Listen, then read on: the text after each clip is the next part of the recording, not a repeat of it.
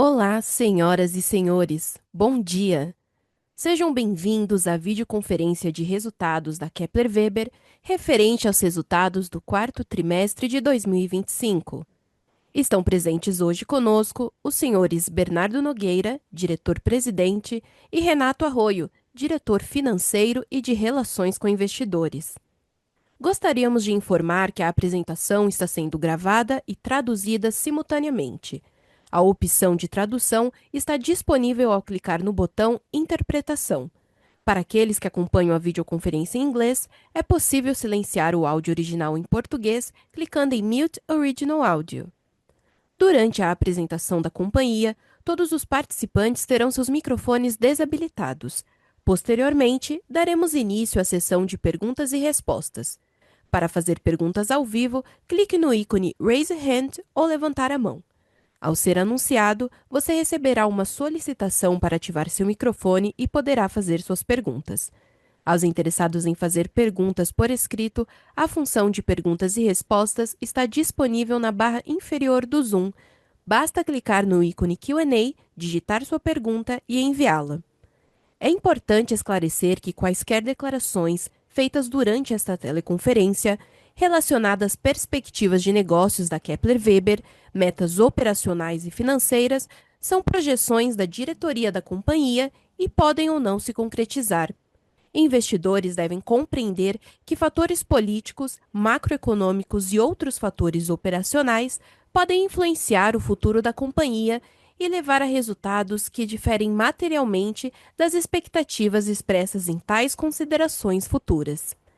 A seguir, exibiremos uma breve retrospectiva de 2025, ano marcado pela celebração dos 100 anos da Kepler Weber, por encontros e eventos que reforçaram conexões com clientes e stakeholders, por inovações tecnológicas que impulsionam a transformação do agro e por premiações que reconhecem nossa excelência em todos os processos de trabalho. Na sequência, passaremos a palavra ao Sr. Bernardo Nogueira, que dará início à apresentação de resultados. 2025 foi o ano em que a Kepler Weber celebrou seus 100 anos de história. Um marco vivido em encontros, eventos e momentos que reforçam o que sempre nos trouxe até aqui: pessoas, conexões e gerações. Ao longo desses 100 anos, construímos nossa história lado a lado com quem move o agro.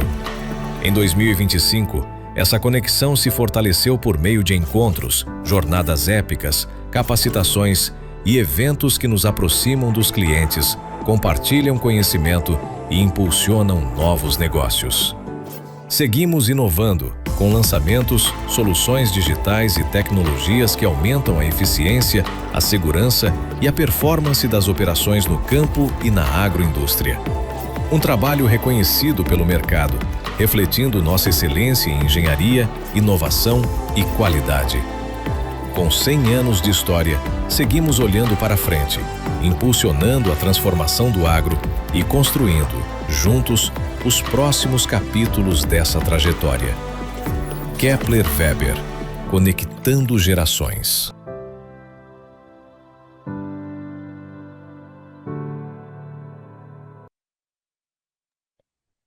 Agora, eu passo a palavra ao Sr. Bernardo Nogueira, que iniciará a apresentação de resultados. Bom dia, pessoal. É um prazer e uma honra estar aqui com vocês para compartilhar os nossos resultados de 2025, do quarto trimestre, e também falar um pouquinho das perspectivas que a gente tem para a Kepler e para o nosso negócio em 2026. Entrando aqui já nos números, né, a gente fechou aí o quarto tri com 398 milhões de receita líquida e o ano de 25 com 1 bilhão 490 milhões de receita líquida, EBITDA de 67 milhões no quarto tri e 231 milhões no ano, e um lucro líquido aqui de 64 milhões no quarto trimestre e no ano fechando em 156 milhões. E 2025 foi um primeiro ano de adverso, né, para o agronegócio nos últimos 5 anos. Então, a gente fica muito satisfeito com esse resultado muito consistente. A gente vai ter depois um momento que a gente coloca em perspectiva o ano de 25, o ano de 26 e como ele compara com os últimos 5, 10 anos, né? Então, a gente fica aí muito orgulhoso do trabalho de toda a equipe Kepler para a entrega desses resultados. Passando aqui já por segmentos, eu já vou usar aqui desse slide para falar do 25, mas também já pontuar o que a gente consegue ver para 26, né? Nossa visão para 26 ela é muito clara já para o primeiro semestre, o segundo semestre ele ainda vai ser construído nos próximos 4 meses, né?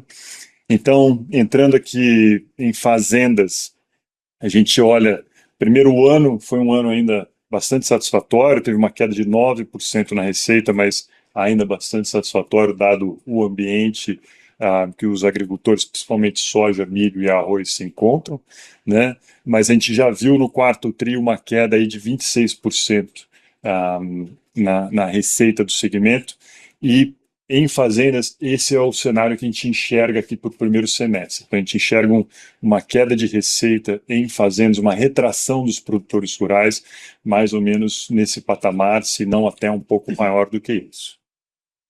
Passando para agroindústrias, a gente vê aqui ainda uma redução no ano, né, mais importante, né, de 17% comparado com fazenda, e uma redução no trimestre de 32%.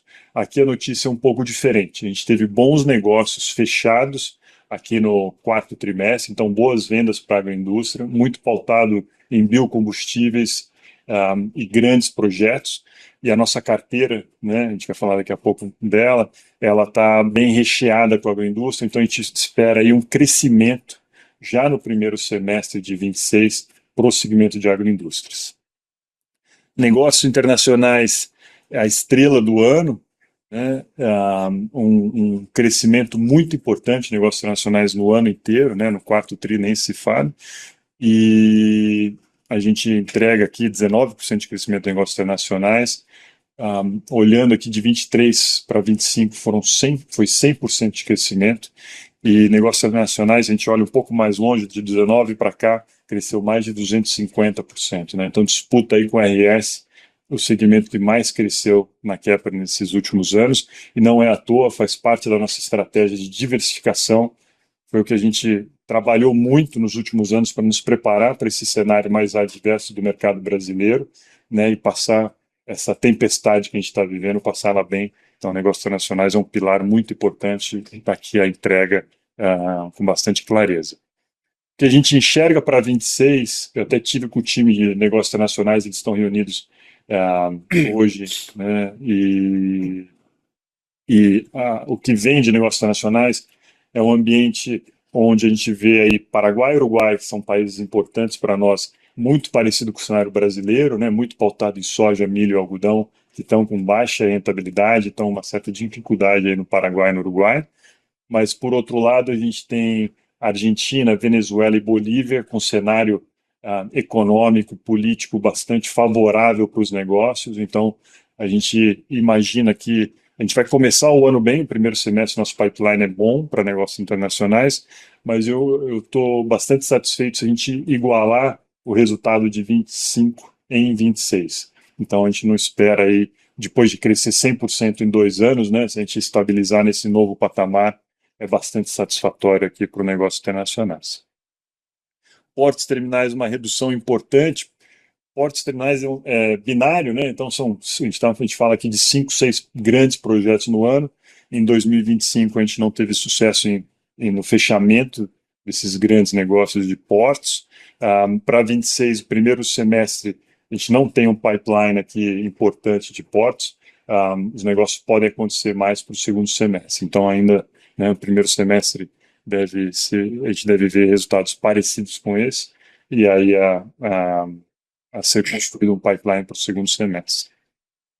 E o reposição de serviço, que né, teve um excelente resultado aqui, com crescimento no ano de 10%, também aí, como eu falei, no negócios internacionais, é o segmento que mais cresce, parte da nossa estratégia de diversificação, e no trimestre igualou o resultado do ano passado, que já havia sido muito forte, né? aqui é um negócio que sofre com a crise também, mas ele sofre menos, né? Então, a analogia que o pessoal costuma dizer, falar, mas se o cliente não vai fazer uma unidade nova, ele renova a unidade existente? A resposta é sim, mas se ele está com com um ânimo econômico, por exemplo, eu costumo usar a analogia com o carro, né? Em vez de trocar um pneu, troca os 4 pneus, faz o balanceamento, alinhamento de todo o carro, né? E no caso hoje ele vai trocar um pneu, né? Então a gente vê aí um negócio, um vento contra pelas questões macroeconômicas também no RS, mas ele mostra uma resiliência maior do que o segmento de fazendas, com certeza, né? Descendo aqui para as vendas do quarto trimestre, né? Então, a gente vê aqui já claramente a agroindústria, essa aceleração, né? Então, a composição, a gente está com a gente entrou, a gente fechou 2025, ou 2025, com uma carteira superior à que a gente fechou 24. Então, a gente entra 26 com uma carteira aí com um crescimento, a gente diz, de um dígito, mas um crescimento. E a composição dessa carteira, ela é muito importante para a gente entender o que esperar de receita e rentabilidade para 26. Essa carteira está composta por um crescimento em agroindústrias e uma redução em fazendas. E isso tem três impactos, né? O primeiro é muito bom ter essa estabilidade de receita. A gente vê uma receita que vai se comportar muito em linha com o 25 aqui no primeiro semestre, uma variação de um dígito, talvez negativo, porque os projetos de agroindústria, eles também, apesar de estar entrando com uma carteira maior, os projetos de agroindústria, eles são mais longos, né? A execução dele é mais longa, de 6 a 12 meses, comparado com fazenda, que é de 3 a 6 meses. Então, é uma carteira mais alongada, e com uma pressão na rentabilidade. A gente sabe que os projetos, quanto maior o projeto, maior a pressão, obviamente, do comprador, e a gente imagina, a gente enxerga hoje aí uma pressão talvez de 2 pontos percentuais na margem bruta dessa nossa carteira que está formada aqui para 26. Né? Então, esse é o retrato que a gente tem do momento. Passo aqui para o Renato falar um pouquinho dos nossos resultados financeiros. Bom dia, pessoal. Primeiro, um prazer estar aqui com vocês, né? Falar do nosso quarto tri de 25 e também dos nossos 12 meses de 25, né? Como a gente vinha pontuando aí nos últimos quartos, né? E nos calls que nós tivemos aqui, um ano bastante desafiador para o agro brasileiro, né? Mas eu acho que a gente entrega aqui no ano um resultado super satisfatório, dadas as condições macroeconômicas que nós fomos inseridos dentro desse ano, né? Então, efetivamente, a gente entregou no quarto tri de 24 um EBITDA de 82 milhões, ou 17,8%, né? Quando a gente compara o quarto tri de 24.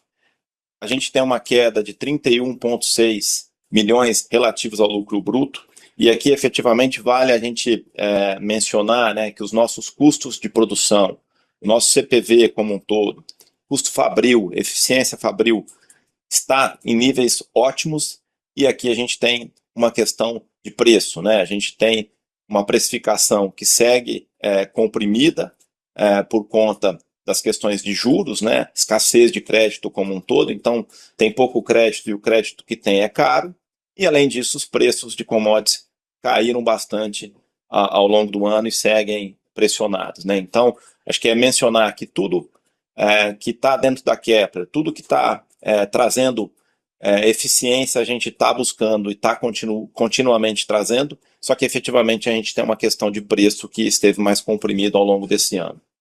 Algo que a gente menciona aí ao longo de todos os trimestres, né, é a nossa eficiência do SG&A. Então a gente vê que o quarto tri, a gente teve uma eficiência em SG&A de 5,6 milhões. Então a gente efetivamente atenua os impactos inflacionários e ainda reduz 5,6 milhões em relação ao quarto tri de 24. Então são ações inúmeras que estão sendo feitas. O Lean Office é algo muito vivo na Kepler. A gente investiu em sistemas nos últimos anos, isso traz eficiência operacional como um todo. E além disso, a gente tem trabalhado muito forte em custos de não qualidade, e a redução desses custos bate na rubrica de vendas. A gente também teve no quarto TRI 11,4 milhões, que veio de outras operacionais, compondo ali o benefício no EBITDA. E aqui, acho que é importante mencionar que isso advém de créditos tributários, recuperados de anos anteriores, e aqui acho que vale a dinâmica da Kepler, né? Se a gente for olhar em 23, a gente teve algo parecido com isso, em 21 a gente teve algo parecido com isso, em 20 a gente teve algo parecido com isso, e isso é muito importante, demonstrar que a companhia ela percebe oportunidades que nós temos, é uma companhia super conservadora do ponto de vista tributário e efetivamente surgem oportunidades de se recuperar créditos extemporâneos ao longo dos períodos. Olhando o ano, a gente tem uma queda de 96,7 milhões quando comparamos os 328,7 milhões de EBITDA que tivemos em 2024 para os 232 milhões que temos esse ano. E aqui as explicações são muito similares ao que a gente tem no quarto TRI. Então a gente vê um SG&A super comportado. Se a gente fosse seguir a cadência de inflação, isso provavelmente cresceria em torno de 15 a 16 milhões ao longo do ano. Nós estamos crescendo 1,1, então demonstra que a rubrica de D&A como um todo ela cai e a rubrica de venda sobe um pouquinho pelos efeitos de investimentos que a gente teve na Procer. Aqui a gente tem um impacto de lucro bruto também de 120 milhões, então efetivamente toda a queda está concentrada no lucro bruto que cai. E aqui mais uma vez menciono que os custos operacionais da companhia, CPV, super bem trabalhado, super bem efetivado, a gente tem uma pressão e uma compressão de preços que faz com que a gente tenha essa queda no lucro bruto. E a hora que a gente olha o retrato de ano, a gente tem 23,3 milhões de recuperações em outras operacionais, também advindas de recuperações tributárias que tivemos ao longo do ano. Olhando o CAPEX da companhia, a gente teve um crescimento dentro desse ano, quando a gente olha o CAPEX, né? Então a gente sai de níveis de 48 milhões de reais para 71 milhões de reais, então é um crescimento de 50% aqui. E aqui eu gostaria de fazer 2 pontos, né? O primeiro ponto é uma companhia que tem o privilégio de ter uma boa geração de caixa operacional, que tem um negócio que gera caixa, que tem um negócio que tem uma saúde, né, e uma solidez de negócio que permite que a empresa, mesmo em momentos desafiadores, consiga investir em CAPEX que serão importantes para o futuro da companhia. E acho que um outro ponto importante da gente mencionar é a qualidade do CAPEX que está sendo feito. A gente cresceu muito em novos produtos. Os novos produtos hoje representam 21% dos nossos investimentos. Ou seja, esses novos produtos serão receitas futuras da companhia. É um CAPEX em que a companhia está investindo no futuro. Falando no quarto TRI, a gente investiu 50% em TI. Isso basicamente são sistemas que a companhia vem investindo e basicamente a gente mudou agora em 1º de janeiro para o SAP S/4HANA, que vai trazer uma eficiência operacional ainda maior para a companhia, além dos acessórios de TI que a gente tem investido, como CRM, como estruturas de investimento que trarão grande relevância e eficiência para a companhia no futuro. Mas acho que aqui o ponto importante é a companhia não se furtou a investir no seu futuro, investindo em tecnologia, em novos produtos que serão ultra relevantes para o futuro da companhia. Falando do ROIC, a gente verifica aqui um crescimento do ROIC quando a gente compara com o terceiro TRI de 25. A gente tinha um ROIC de 21% e a gente tem um ROIC nesse momento de 23%. E acho que hoje, ao se comparar a dinâmica de mercado no Brasil e principalmente no setor do agro, dificilmente a gente vai encontrar empresas que estejam retornando custo de capital. E a Kepler é uma delas que retorna o custo de capital. A gente tem um ROIC de 23%.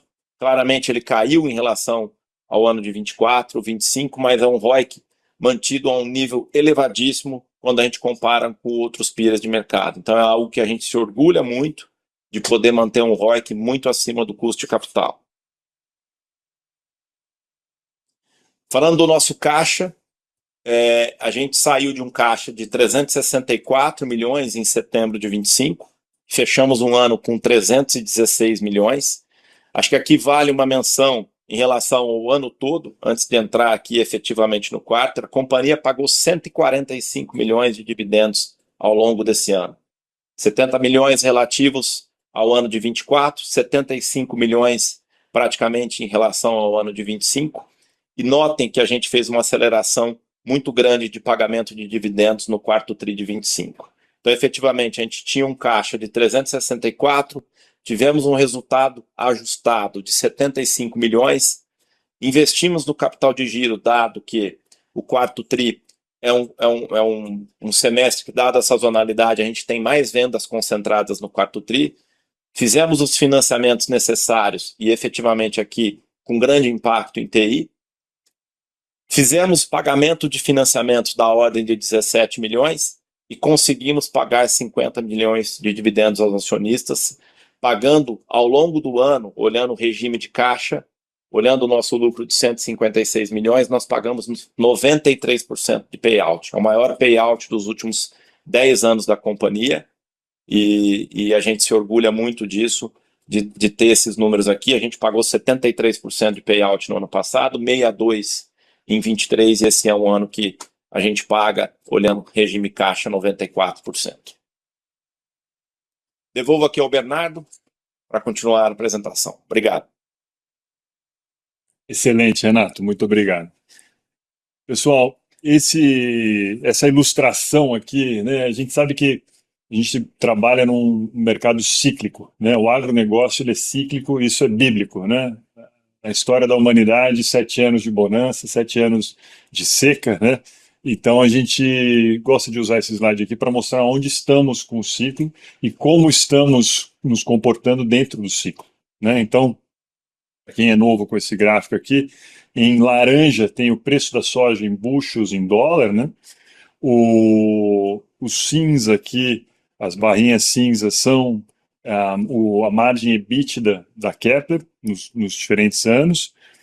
A gente tem a Selic média do ano aqui embaixo, né, e é obviamente vermelho mais alto e verde mais baixo. Temos a safra brasileira de grãos, que é impressionante quando a gente olha em 10 anos, né, de 2015 para cá, né, saltou de 200 para 350 milhões de toneladas. E o déficit de armazenagem, né, que aqui é representado por qual percentual que o Brasil consegue armazenar da sua própria safra, né? Então a gente saiu de um lugar onde tínhamos 81, 93% de capacidade de armazenagem, estamos aqui em 60% de capacidade de armazenagem.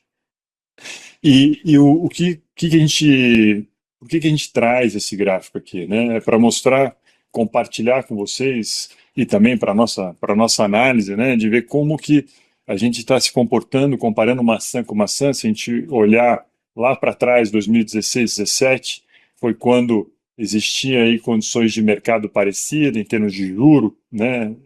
15, 16, os juros estavam parecidos com o que a gente tem hoje, preço de commodity estava parecido com o que a gente tem hoje, e a gente vê aí uma Kepler que estava com margens, né, negativas de EBITDA, e hoje nós estamos aí nessa casa, né, na casa de 15%, né? Então, aí mostra toda essa estratégia dos últimos 10 anos de diversificação, RS, negócios internacionais.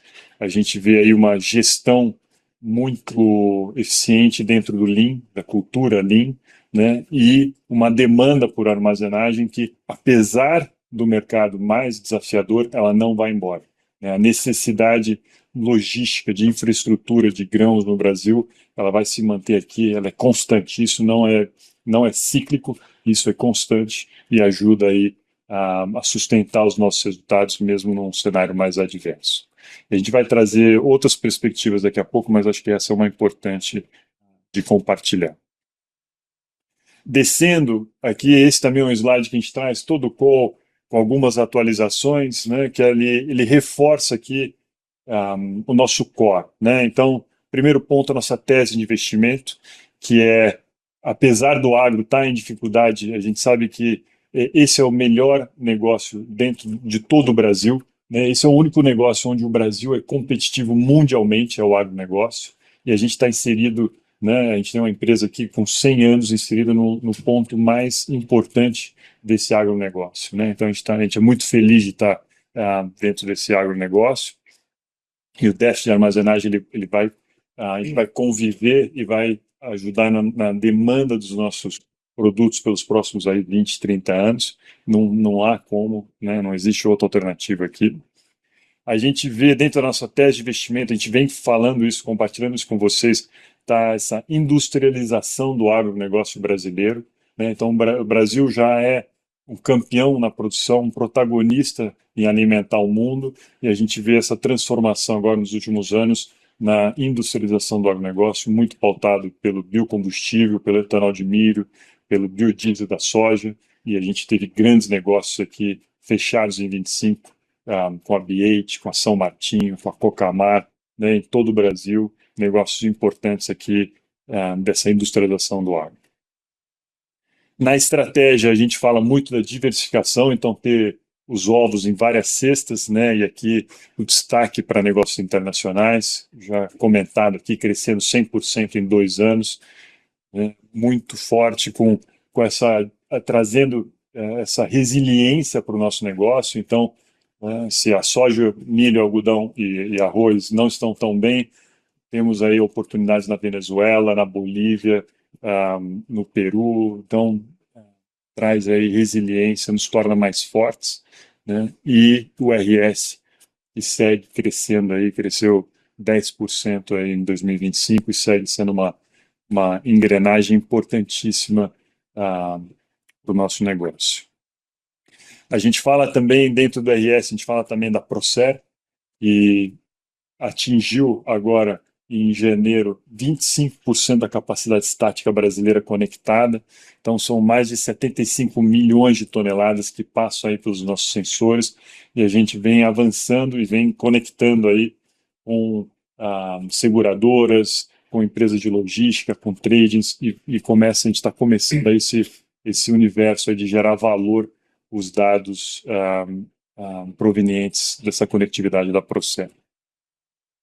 Em gestão, o Renato falou bem, todo o G&A, conseguindo reduzir G&A, olhando, né, eficiência máxima no momento de adversidade como a gente está vivendo, muito importante olhar custos, olhar a eficiência em todos os processos, né, e sem abrir mão desse relacionamento com os clientes, né. A gente vai falar um pouquinho mais daqui a pouco aí de todo o nosso esforço de estar próximos aos clientes, escutando eles e atendendo eles com excelência.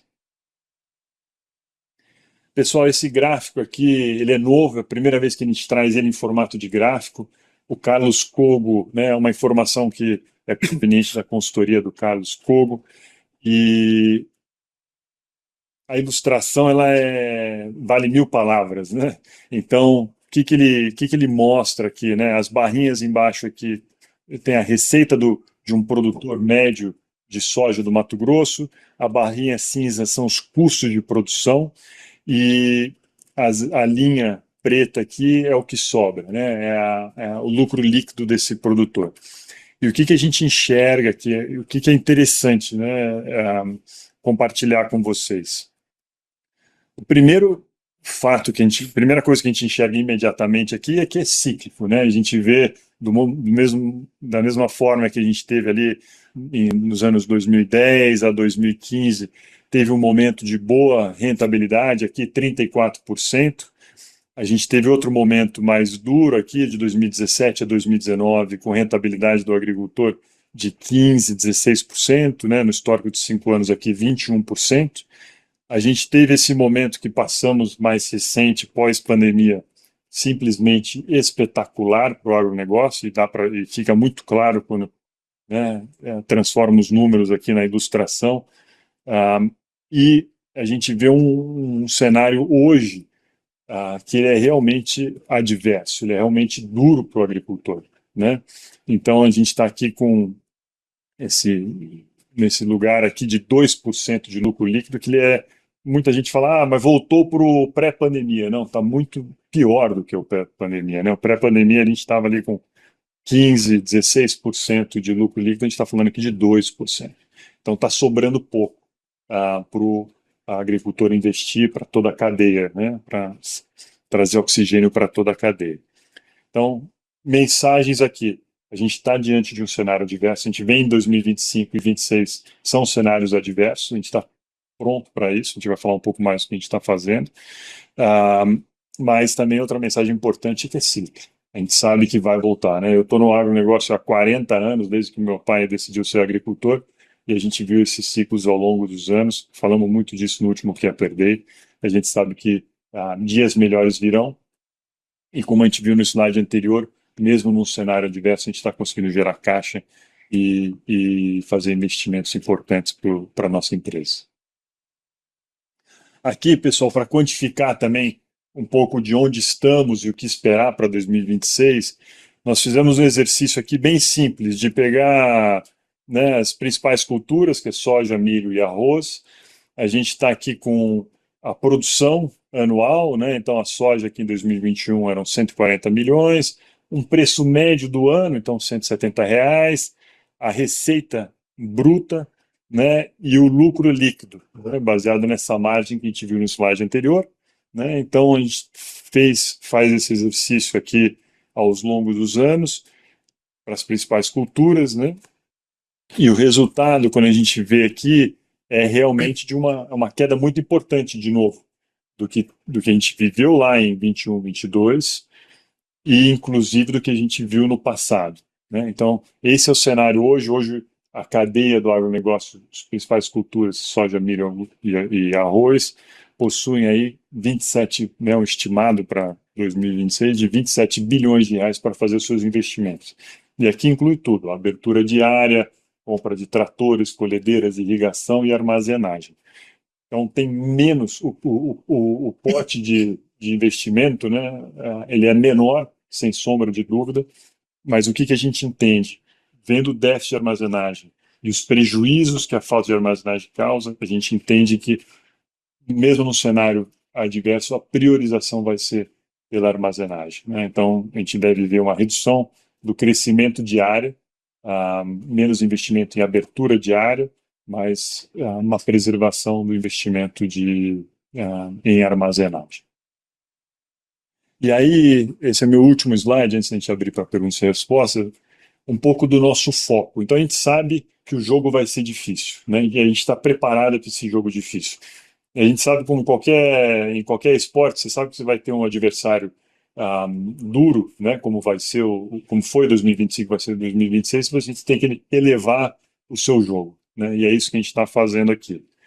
A gente não, né, quando está passando por uma tempestade, você não desliga o motor, né, você corta a gordura. Então a gente mantém aí o motor ligado para atravessar esse momento mais adverso, e a gente está cortando aonde pode, né, aonde é gordura, né. Então a gente está já em 2025 a gente teve iniciativas de redução de custos de produto e de processo, né, muito trabalho de engenharia para entender redução de solda, redução de parafuso, tudo que é possível para reduzir custo de produto, e isso continua aqui em 2026, já com resultados em janeiro e fevereiro.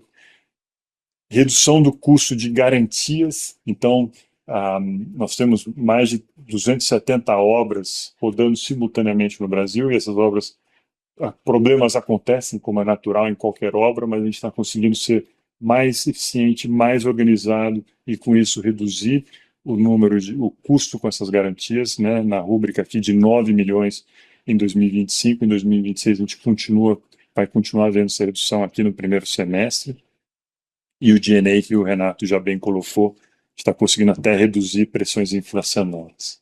Então, onde é possível cortar sem prejudicar o negócio, isso está encomendado, está feito, né? E aí fortalecer sempre, né, o relacionamento com os clientes, uma proximidade muito grande com os clientes, projetos como internalização de parte da montagem, né, a gente segue com esse projeto, ampliando aí a nossa receita e eficiência operacional, e um foco muito grande no P&D, né? A gente fez investimentos aqui em 2024, 2025, e a gente já começa a colher o resultado disso, né? E tá no CAPEX que o Renato apresentou aqui, mas a gente está usando aqui uma métrica da VEG, que é qual que é o nosso faturamento de produtos lançados nos últimos 5 anos. E a gente teve uma evolução de 3 para 12% nessa métrica aqui de 2023 para 2025. Então, os novos produtos estão ajudando aí no momento onde existe uma retração natural dos agricultores, a gente está conseguindo capturar mais valor dentro dos nossos clientes atuais com um portfólio expandido, né? Então, é uma área que a gente segue acreditando e vai seguir investindo aqui em 2026.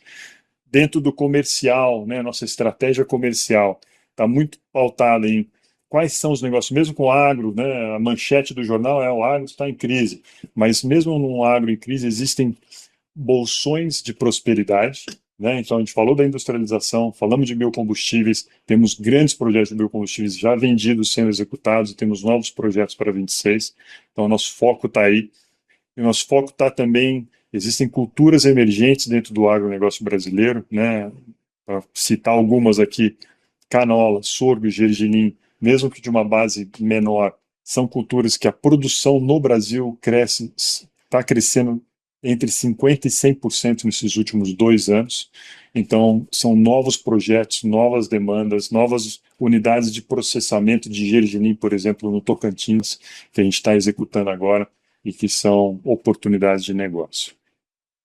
A gente tem um foco, né, no momento mais adverso, nosso foco aqui no comercial está em defender antes de expandir, então a gente defender a nossa base de cliente, nós sabemos que nós temos os melhores e maiores agricultores, cooperativas, tradings do agronegócio brasileiro, então está muito próximo deles, né, fazendo uma renovação aí de portfólio, com upsell, cross-sell, né, expandindo aí dentro de clientes atuais. Aproximadamente 70% da nossa renda vem de clientes que já compraram Kepler, e esse é o nosso foco nesse momento. E uma ênfase muito grande em propostas de valor. Então, no momento de crise, os nossos clientes querem também reduzir custos operacionais, também reduzir mão de obra dentro das unidades, e o nosso trabalho aqui, nossa engenharia, o foco da nossa engenharia está em produtos que reduzam essa mão de obra, né? Então, por exemplo, no processo de secar, a gente consegue reduzir em 70% a mão de obra ou aumentar em 70% a eficiência dos operadores na secagem com os nossos equipamentos, né? Então, a pauta da nossa venda está muito num ROI rápido, redução de custo para nossos clientes, né? E como resumo, né, e mensagem final aqui, que crise é momento de disciplina e foco, né, não de retração. E que essa disciplina na alocação de capital hoje vai tornar a Kepler ainda mais forte para o futuro. Muito obrigado. Agora acho que podemos abrir para perguntas e respostas. Iniciaremos agora a sessão de perguntas e respostas. Lembrando que para fazer perguntas, clique no botão Raise Hand ou levantar a mão. Ao ser anunciado, uma solicitação para ativar seu microfone aparecerá na tela e então você deve ativar o seu microfone para fazer perguntas. Aos interessados em fazer perguntas por escrito, solicitamos gentilmente que utilizem o botão Q&A na barra inferior do Zoom. Em virtude do elevado número de questões habitualmente recebidas e com o intuito de atender a todos os participantes, as questões serão respondidas de maneira agrupada, de acordo com o tema anunciado. Reforçamos que as perguntas feitas por meio de microfone terão prioridade na ordem de resposta. E se sua pergunta for enviada após o encerramento do tema anunciado, o time de Relações com Investidores providenciará a resposta posteriormente por e-mail. A nossa primeira pergunta vem do Sr. Kiefer Kennedy, do Citibank. Por favor, pode prosseguir. Oi, pessoal, Bernardo, Renato, obrigado por tomarem minha pergunta aqui. São duas, na verdade. Queria explorar primeiro a questão aqui do segmento core da companhia, né, de fazendas e agroindústria. Acho que ficou super claro pela explanação do Bernardo, os pontos, dificuldades e acertos que a companhia teve ao longo de 2025, muita coisa macro. Eu queria explorar um pouco o ponto da margem bruta, né, que além do volume tá pior, eu acho que a margem também sofreu nesse quarto tri, quando a gente soma os dois, né, tanto fazenda quanto agroindústria, ela vai para 18,5 mais ou menos. Aí eu queria entender com vocês como é que tem sido a discussão de preço da companhia com os clientes, né, se tem sido, imagino que esteja sendo, né, uma variável importante aqui para segurar os volumes, né? Como é que a gente deveria imaginar isso, esse comportamento para 2026, dado esse backlog de pedidos que o Bernardo trouxe no início do call? Acho que isso é importante para a gente entender, né, a trajetória aqui, tanto de receita quanto de margem, né? Entender como tem sido a discussão de preço com os clientes, né? E a segunda pergunta esse resultado do quarto tri, ele de alguma maneira ele influencia, né, seja ajudando ou atrapalhando aqui de alguma forma as negociações ali com o GPT. Acho que a companhia, né, ela alongou o período de discussão para o final desse mês. Eu não sei se necessariamente tendo relação direta com a data de divulgação dos resultados, mas só para entender se influencia, né, seja para melhor, para pior, as discussões. Qualquer update aqui nos próximos passos do agreement também, dependendo, obviamente, do output das discussões, seria ótimo para a gente atualizar sobre o tema. Obrigado, são sobre esses dois pontos aqui. Obrigado, Kiefer, pela pergunta. Bom dia. Respondendo a primeira pergunta, né, em relação às margens brutas, né, principalmente em fazendas e agroindústrias, né, a gente vem com uma queda aí entre 5,5% e 6% ao longo do ano, né, quando a gente olha esses dois segmentos segmentados, né, e basicamente, como eu comentei, né, é muito decorrente do efeito do preço, né, não é nenhuma movimentação de CPV ou custo fabril ou produção inerte às nossas operações, está muito focado em preço, né, então, basicamente, hoje a gente tem uma pressão dos nossos clientes que têm dificuldade de obtenção de crédito, né? Muitas vezes esses créditos estão cada vez mais caros, né? As agroindústrias tinham muito mais facilidade de permear operações estruturadas, né? CRAs ou LCAs que hoje estão muito segmentadas e muito pouco disponíveis nas operações. E a fazenda como um todo, né, a gente vê uma pressão do PCA com uma liberação muito baixa, né, quando a gente compara com os anos anteriores, e além disso, o juro spot de mercado está muito alto, né, então isso efetivamente faz com que os compradores tenham uma pressão adicional, né, e algo implicado aí pela situação macroeconômica, além dos preços das commodities, né, que vem tentar, de certa maneira, reduzir os preços de suas aquisições, né? Então, isso é o ponto principal. Olhando para 2026, né, a gente entende que o cenário, principalmente para o primeiro semestre, ele é muito parecido com o que a gente viveu ao final de 25 em termos de margens, e a gente entende até que talvez tenha uma pequena oscilação negativa entre 1 e pouquinho por cento, né, que poderia gerar um impacto, principalmente por conta do mix, né? Então, quando a gente olha a participação de agroindústrias, ela tende a ser maior, como o Bernardo falou. Então, efetivamente, esse mix penaliza um pouco a margem bruta da companhia quando a gente olha no cômputo geral. Não sei se o Bernardo quer complementar algo. Fica à vontade, Bernardo. Kiefer, eu acho que tudo que o Renato falou está perfeito, e um ambiente mais competitivo, né, quando você tem menos negócios na mesa, você tem naturalmente uma concorrência maior.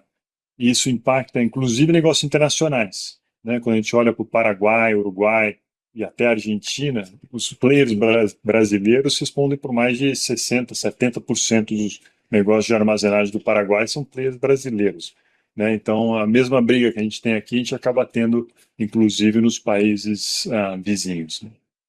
E acho que só voltando a uma pergunta que eu acabei esquecendo de responder, né, se o quarto tri afetaria algo na transação em discussão. Entendo que não, acho que era um resultado, de certa maneira, esperado pelo mercado, né, se tivesse alguma destruição, né, ou apreciação frente ao que o mercado esperava, né, mas acho que a gente entregou resultados muito consistentes, né, e muito próximo do que o mercado esperava, então não seria uma mudança de diretriz aqui nas negociações entre as partes. Posso complementar aqui, Renato, também?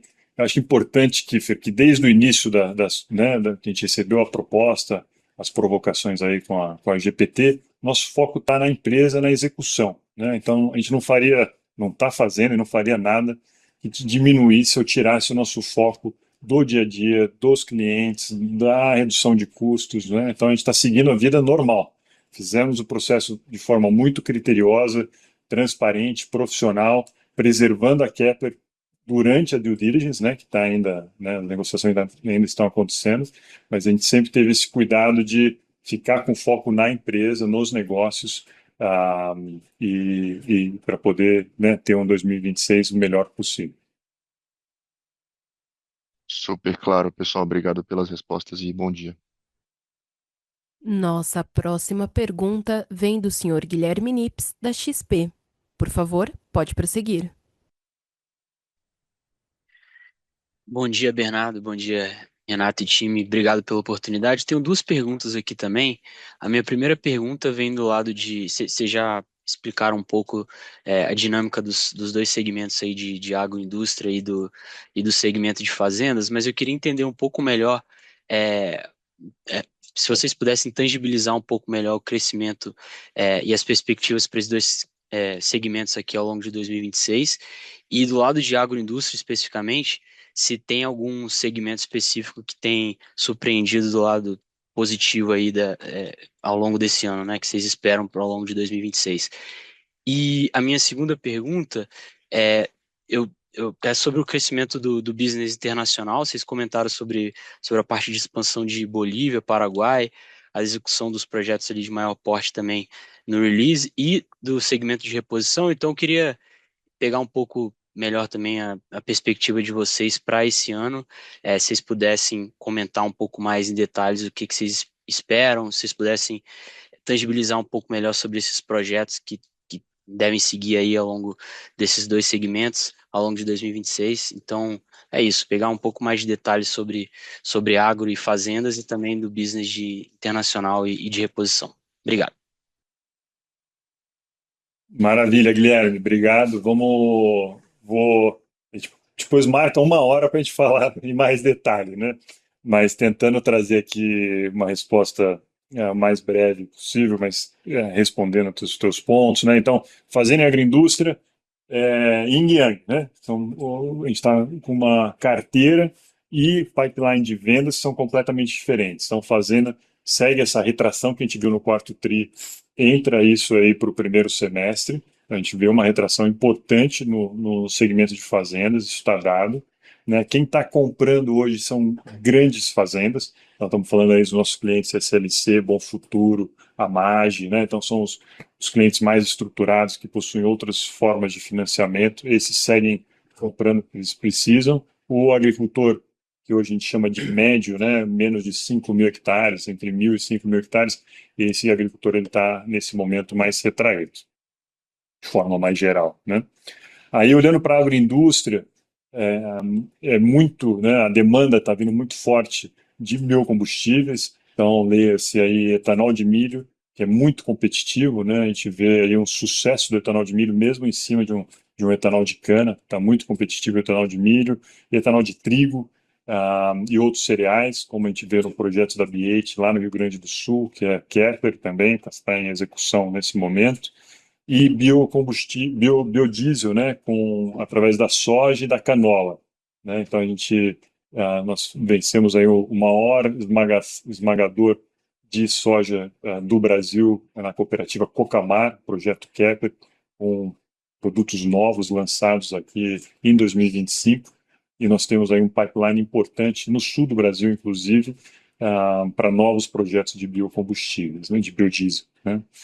Então, lê-se aí soja e canola, né? Então, esse talvez em agroindústrias, o grande foco é biocombustíveis, mas existem também essas novas culturas, como eu mencionei, né? Por exemplo, o gergelim, que está crescendo aí está 100% de crescimento nos últimos 2 anos. A gente vê aí uma oportunidade também para a indústria de processamento desse gergelim e exportação desse produto. Então, também aí, dentro desse pacote que a gente está chamando de industrialização do agronegócio, entra essas novas culturas. E aí, negócios internacionais, eu também tenho um pouco, né? Até tive com o time hoje cedo. A gente vê como fundamental na nossa estratégia, cresceu muito, subiu para um patamar aí recorde dentro das nossas receitas, e a gente espera manter isso, e vai ser o foco muito grande nesses países que estão melhorando política economicamente, né? Então, leia-se aí Argentina, Bolívia e Venezuela, um foco bastante grande, né? Um otimismo quando a gente conversa com os nossos representantes do Paraguai e do Uruguai, eles estão com a cabeça meio parecida com o que a gente está vendo aqui no Brasil, uma pressão por margens, mas quando você conversa com o nosso representante da Venezuela, da Bolívia e da Argentina, existe um levante aí no ânimo que advém de taxas de juros em queda, que advém de um ambiente econômico aí mais estável, mais favorável ao investimento, né? Então, o resumo de negócios internacionais, a minha expectativa, eu vou estar feliz, falei com a turma hoje aqui, se a gente manter o patamar que a gente atingiu em 2025 e 2026, eu acho que é um bom resultado, é um desafio aí atingível. Em reposição e serviço, como comentado, né, ele tem um vento contra a crise econômica estabelecida no agro, esse mau humor, vamos dizer assim, ele retrai os investimentos, né, por um lado, mas por outro lado também a natureza de reposição e serviço é mais constante, né? Então existem problemas que acontecem, né? A gente tem mais de 10 mil unidades armazenadoras Kepler pelo Brasil, e essas unidades elas precisam de manutenção, né? E quando tem problema, a unidade não pode parar, então você precisa intervir e fazer a manutenção, né? Então ele tem uma constância maior, esse é o lado, vamos falar, defensivo do RS, e o lado que a gente está bastante entusiasmado dentro do RS, a gente tem um equipamento que se chama Seletron, e foi uma aquisição que a Kepler fez há 4 anos atrás, e a gente está entrando muito forte no segmento de sementes com a Seletron, né? Então, de novo, o agricultor buscando otimizar o seu produto, ele investe em qualidade, ele investe em equipamentos como a Seletron, que faz essa seleção óptica de grãos e melhora a qualidade do produto final. Então, esse é um pouco do mix. O RS a gente tem a ambição de um crescimento, a ambição com o time, né? Se o time de RS estiver conectado aí, ele sabe que a ambição é de 2 dígitos, mas né, eu acredito que se a gente também tiver um dígito alto dentro do RS, eu também estou bastante satisfeito. Obrigado, Guilherme. Super claro, muito obrigado. Lembrando que aos interessados em fazer perguntas por escrito, basta clicar no botão Q&A localizado na barra inferior do Zoom e digitar a sua pergunta. A nossa próxima pergunta vem do Sr. Guilherme Cruz, da Varus Research. Poderiam comentar sobre a evolução das iniciativas da companhia para expandir a atuação nos segmentos de café e sementes e a visão da empresa atualmente para esses mercados? O CAPEX direcionado a novos produtos ao longo de 2025 vem contemplando essas iniciativas? Obrigado. Ô, Guilherme, tudo jóia? Eu acabei respondendo um pouquinho de sementes na resposta anterior com o RS com o equipamento Seletron. Então, a gente vem entrando no segmento de sementes com diferentes clientes, sejam eles mais industriais, seja no agricultor, com o beneficiamento dessa semente utilizando o equipamento Seletron, né? Para quem não conhece, entra no nosso site e visita ali. Ele é um equipamento bastante moderno que usa inteligência artificial e capacidade de leitura de defeitos nas sementes. Então, a gente teve um crescimento de mais de 150% na venda desse equipamento agora, em 2025, e muito puxado por sementes. Mais de 70% desse crescimento veio dentro do mercado de sementes. Então, a gente já está entrando aqui e aí o P&D vai trabalhar para a gente ir desenvolvendo e crescendo aqui. Existe sempre o caminho do M&A também, que não está descartado, né? A gente teve uma pequena pausa aqui nos últimos 3 meses de discussões de M&A, mas é um tema que pode voltar para a mesa, sim, para sementes e para café.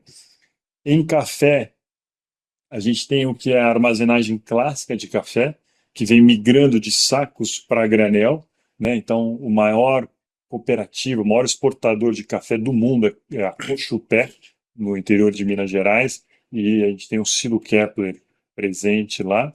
A gente vem tentando colocar máquinas selecionadoras também dentro do café, mas no momento a gente não está com iniciativas de M&A dentro do café. E o último que você tinha perguntado era sementes. Se o CAPEX estava incluído no.